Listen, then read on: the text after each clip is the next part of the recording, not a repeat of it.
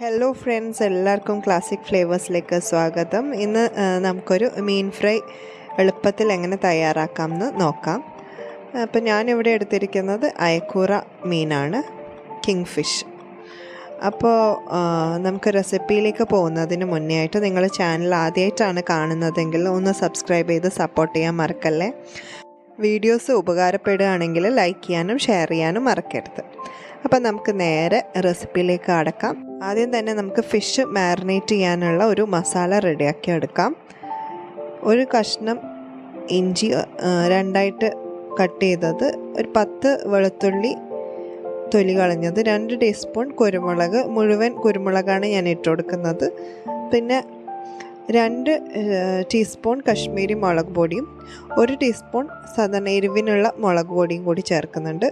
1/4 teaspoon മഞ്ഞൾപ്പൊടി, 1 teaspoon ഉപ്പ്, പിന്നെ കുറച്ച് ഓയിലും 1 തണ്ട് കറിവേപ്പിലയും കൂടി ഇട്ടിട്ട് നന്നായിട്ടൊന്ന് അരച്ചെടുക്കുന്നുണ്ട്.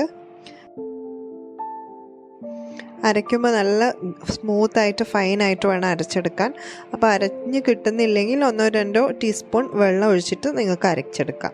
ഇത് നമ്മൾ കഴുകി വൃത്തിയാക്കിയിരിക്കുന്ന അയക്കൂറ ഫിഷാണ് നമ്മൾ എടുത്തിരിക്കുന്നത്, കിങ് ഫിഷ്. അപ്പോൾ അതിലേക്ക് നമുക്ക് ഈ ഒരു മസാല നന്നായിട്ട് തന്നെ ഒന്ന് തേച്ച് പിടിപ്പിച്ച് കൊടുക്കാം.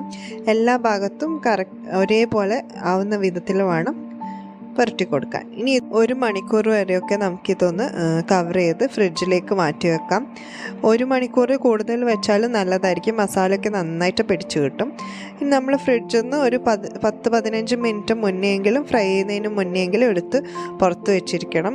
അതൊരു റൂം ടെമ്പറേച്ചറിലാവാൻ വേണ്ടിയിട്ടാണ് അങ്ങനെ ചെയ്യുന്നത്. നമുക്ക് ഒരു പാൻ ചൂടായതിന് ശേഷം അതിലേക്ക് എണ്ണ ഒഴിച്ചിട്ട് കുറച്ച് കറിവേപ്പില തണ്ടുകൂടി വെച്ചിട്ട് നമുക്ക് ഈ മാരിനേറ്റ് ചെയ്ത് വെച്ചിരിക്കുന്ന ഫിഷ് അതിലേക്ക് വെച്ച് ഫ്രൈ ചെയ്ത് എടുക്കാം. നോർമലി നമ്മളെല്ലാ മീനുകളും ചെയ്യുന്നത് പോലെ തന്നെ ഒരു ഭാഗം ആയതിനു ശേഷം തിരിച്ചിട്ട് നമുക്ക് മറ്റേ ഭാഗവും ഇതേപോലെ ഒന്ന് ഫ്രൈ ചെയ്തെടുക്കാവുന്നതാണ്.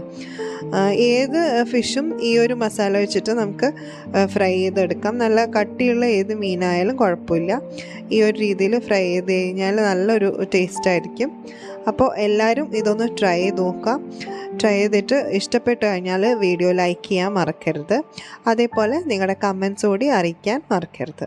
അപ്പോൾ പുതിയൊരു വീഡിയോ ആയിട്ട് നമുക്ക് വീണ്ടും കാണാം. അതുവരേക്കും good bye and take care.